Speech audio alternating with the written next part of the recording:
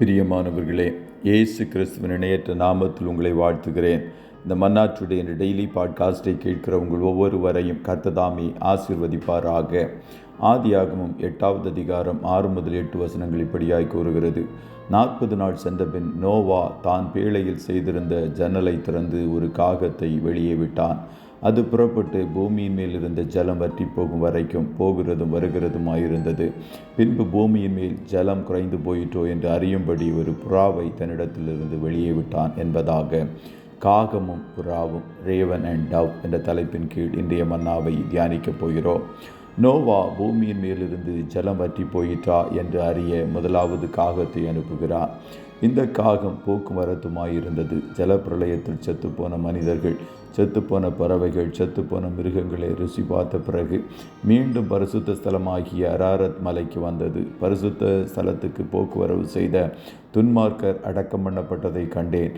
அவர்கள் அப்படி செய்து வந்த பட்டணத்திலே மறக்கப்பட்டு போனார்கள். இதுவும் மாயே என்று பிரசங்கி 8:10 ஞானி சொல்லுகிறார். ஆகையால் தான் என்னவோ இன்றும் நம்முடைய ஊர்களில் காக்காவுக்கு சோறு வைக்கும்போது செத்துப்போன தாத்தா காக்கா ரூபத்தில் வந்து சோறு சாப்பிடுகிறார் என்று சொல்லுகிறார்களோ என்னவோ தெரியவில்லை. இப்படித்தான் காகத்தைப் போல அநேக விசுவாசிகள் இன்று காணப்படுகிறார்கள். வாரத்தில் 6 நாளும் குடியும் குடித்தனமும் பொய்யும் புரட்டும் பேசி சபைக்கு வருகிற நாள் மாத்திரம் தங்களை உத்தமர்களைப் போல காட்டிக்கொள்ளுகிற விசுவாசிகள் இன்றும் காணப்படுகிறார்கள். இவர்கள் எல்லாரும் காகத்திற்கு இருக்கும் சுபாவத்தைப் போல உலகத்திற்குள்ளும் பரிசுத்த ஸ்தலமாகிய சபைக்குள்ளும் போக்கும் வரத்துமாய் இருப்பவர்கள்.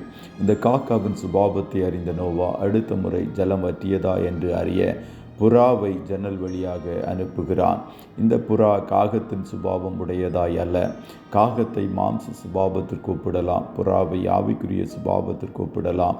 அந்த புறா தன் உள்ளங்கால் வைத்து இளைப்பாற இடம் காணாமல் திரும்பி பேழையிலே அவனிடத்தில் வந்தது. புறா கபடமற்றது என்று மத்தேயு 10:16 கூறுகிறது. நாத்தான்வேல் கபடமற்ற உத்தம இஸ்ரவேலன்.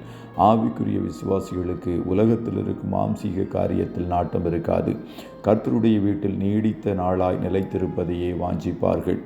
நான் எப்பொழுது தேவனுடைய சந்ததியில் வந்து நிற்பேன் என்று தாவீது கூறுகிறான்.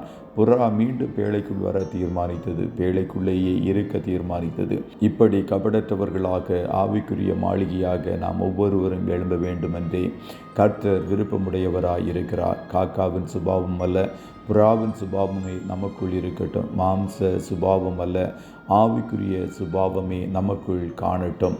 சபைக்கும் உலகத்திற்கும் போக்குவரத்தாய் இருப்பவர்களாய் அல்ல, சபைக்குள் நிலைத்திருக்கவே வாஞ்சிப்போம். கர்த்தர் உங்கள் ஒவ்வொருவரையும் ஆசீர்வதிப்பாராக. ஜெபம் செய்வோமா? நல்ல தகப்பனே, உம்மை நன்றியோடு துதிக்கிறோம். இந்த மன்னாற்றுடைய டெய்லி பாட்காஸ்டை கேட்கிற முடிய பிள்ளைகள் ஒவ்வொருவரையும் கர்த்தர் ஆசீர்வதியும். ஆண்டவரே, நாங்கள் உலகத்தில் இருந்தாலும் உலகத்திற்குரியவர்கள் அல்ல. நாங்கள் சுயத்தையும் மாம்சத்தையும் வெறுக்கிறவர்களாய் காணப்பட எங்கள் ஒவ்வொருவருக்கும் கர்த்தர் உதவி செய்யும்.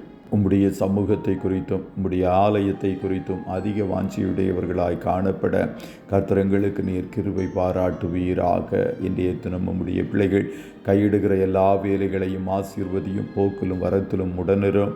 காரிய சித்தியை உண்டு பண்ணும். தாவீது வர விருத்தி அடைந்தான். சேனைகளின் கர்த்தர் அவனோடு கூட இருந்தார் என்ற வார்த்தையின்படி உம்முடைய பிள்ளைகளோடு கூட நீர் இருந்து விருத்தி அடையும்படி செய்வீராக. ஆட்டுக்குட்டியானவருடைய இரத்தத்திற்குள்ளாய் ஒவ்வொருவரையும் கொடுத்து இயேசுவின் நாமத்தில் வாழ்த்தி ஜெபிக்கிறோம் நல்ல பிதாவே. ஆமே.